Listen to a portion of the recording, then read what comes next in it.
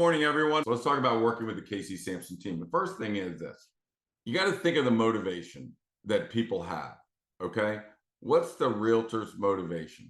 I can tell you that some of the top producing realtors, their motivation is get a sign in the yard, get their name up where all the people can see it, and leave it there. And if it's there for 6 months, it's there for 6 months. If it's there for 3 months, it's there for 3 months. The motivation is promotion, right? Now, eventually, sellers are going to drop the price because they have to. They're going to drop it, and eventually it'll sell, right? So their motivation is get the sign in the yard so my name is out.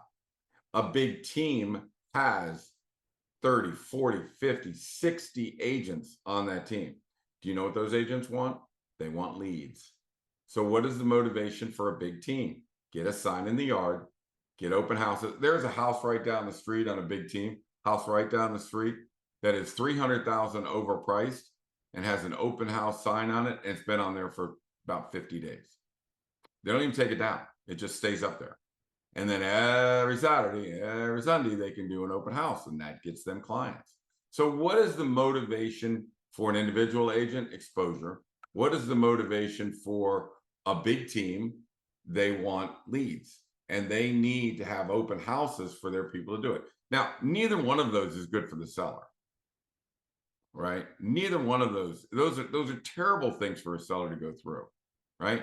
So these medium teams, the medium-sized teams, I don't have to generate leads for the agents that I have. Each one of them does $20, $30 million a year. They're professionals and they're top producers. Our motivation for a medium-sized team, or my motivation as a medium-sized team, is find the buyer pool, market to the buyer pool, capture the buyer pool in the first 96 days, get everything tied in a knot under contract with backup contracts from then that first 96 hours. Okay. So our motivations are different. My motivation is I don't want your house. I don't want a house sitting on the market for 30 days. I don't want it for 45 days or 6 days. I don't want my name on a sign that's just sitting out there gathering dust, giving me promotion. I'm not looking for a house that I can advertise in the Sun Gazette. In fact, I would love to advertise a house in Sun Gazette, but 96% of our houses sell in the first weekend. How can you possibly get an ad in when the paper comes out on a Thursday and we're already under contract? I'm under contract on Monday, and the ad would show up on Thursday. So, my motivation isn't, you don't see me in the newspaper. You don't see ads up there on there unless I put up a bunch of just solds, which is kind of boring, but I should put it up there. When the motivation is find out what the agent's motivation is that you're talking to. And I wanted to address outside of this area, right? We can handle all this area, but I want to talk about outside this area. So you got to find out what is the motivation of this person. If it's a big team, they need leads, they need open houses. If it's a big agent, they need exposure. They love it when their name is out there. That's how they get their business. Okay. So let's talk about this. We all have friends everywhere in the country, right? We're going to go somewhere. We're going to, people I met with today, beautiful house. They're going to Hilton Head, down Hilton Head. A lot of them go to Charleston. A lot of them go to Naples, Florida, or they're going down south somewhere, or they're going to follow their grandkids. They have children. They're in Denver. They're going to move to Denver so they can be next to the grandkids, which is great. Here's my belief. Here's how you work with us. So we are the #1 medium team in the state of Virginia, and we believe in only working with #1s. So if we're going to refer you somewhere, it's going to be to the #1, right? So when we go to Hilton Head, well, who's the #1 medium team? Not who's the #1 team. Who's the #1 medium team? Because I know in a medium team, 10 people or less, 10 agents or less, you're going to meet with the principal. You're going to be working with top producers, because if we're all doing 150 million and you've only got 10 people, that means most of your people are doing $20, $25 million. So when somebody deals with us, it's a one call. You call a medium team, we've got the painters and the plumbers, and the electricians and the landscaping people and the interior designers and the movers and all of that stuff. It's just one call. You call the team and the team just puts you in touch with whoever you need to work with. Only deal with number ones. So when you're moving out of state, that means you're only going to work with a number one. And here's the problem. Sometimes you're working with a person will sell you a house and then you list the house with that agent. Well, that agent may not be a listing agent. They may be a selling agent. So you need to find out who's the number one listing team in an area, and then we need to interview them. We ask questions they don't, may or may not like, but they're questions I would love somebody to ask me. What's your track record? How many houses sell in the first 96? What's your philosophy? Do you do any predictive analysis? How do you know the home is priced correctly? How do you price the house? How do you market the house? Do you have geofencing and do you have Google Ads? Now, the answer is when we're dealing with a number one team in a state, they may be, or in a region. So the number one team in Georgia may be in Athens. Well, they're not going to help us if we're down in Augusta. So we need to find the number one team in Augusta, Georgia. So, but the Wall Street Journal has all these teams. When a one calls a one, you get a phone call immediately. You talk to the principal. You can go toe to toe with a principal. So what we want to make sure is that any one of our clients is always dealing with the number one. Any family member of our clients is going to deal with the number one. Any relative. So if let's say you live in Vienna, Virginia, and your kids live in Fresno, well, then you want your kids to work with the number one agent in Fresno, period. You want your grandmother in New York to work with the number one agent in that market area, period. They can't find them, we can. They don't know what to ask, we do. So this is a one-stop shop, and you're working with a Casey Samson team or a medium-sized team in your market area. Work with the number one, refer yourself to the number ones. It's called Network One, and that's basically what it is. You only want to deal with ones. And I know I have friends that, struggle down in Florida or they struggle in New York, and, I kind of don't want to stick my big nose in until it gets so bad. And it's like, look, let me just refer you to the number one agent in that market area. So we're doing that for all our clients. So when you're dealing with a medium team, which is what you should be, I'm just telling you, the motivation for a medium team is the first 96, or they wouldn't be the best team in the state or the best team in their area. If the number one team just lets house sit on the market and their average days on market is 45, we'll move to the number two until we find that the best team for the clients. But they need to have like-kind mentality. Now, I will tell you that after talking to a lot of them, and it's cool to be in a network of ones, very cool, because you learn things.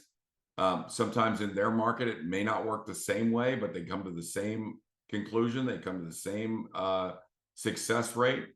But in working with ones, you're always, when you go into an area, or your kids are in an area, your parents are in an area, your friends or business associates are in an area, well, if they're dealing with that number one, then it's a one-stop, one phone call for anything. Best restaurants. We can tell you all the best restaurants in Northern Virginia. All the vendors, anybody going to fix up the house. When people, a top producer, a medium team, the number one team, you call them 2 years before you're going to list your house, you will get somebody there telling you exactly what color paint to put. What color paint is working in this neighborhood, in this area, in this price range, in this region.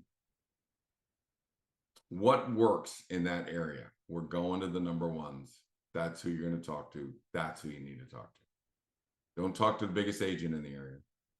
And don't talk to the biggest team in the area.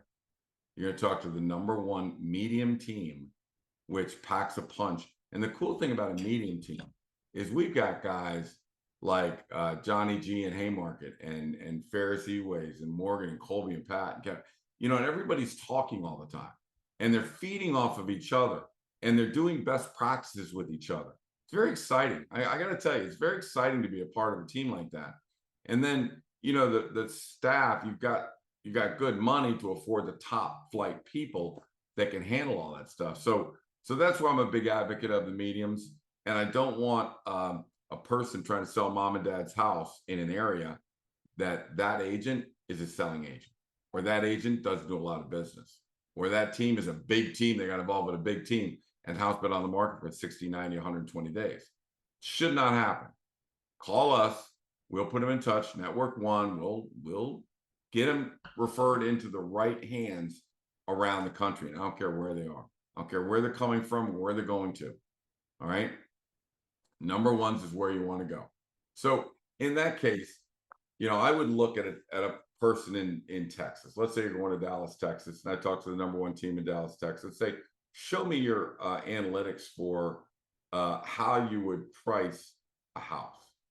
And they'd show you something like this, okay? So in this market area of 850,000 to $1 million homes in Vienna, we know that 46% of the homes are under contract. It's a buyer's market. I can see how they analyze the houses in here to tell you whether a home is overpriced or not overpriced, right?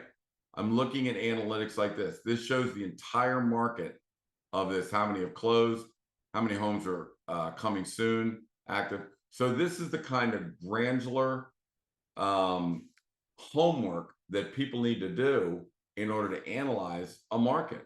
How do you analyze the market? And don't tell me you put an address into a computer and do it, because I know that's wrong. And if they're Zillow realtors, they will not be on our they won't be on our radar. So let me just see here for a sec.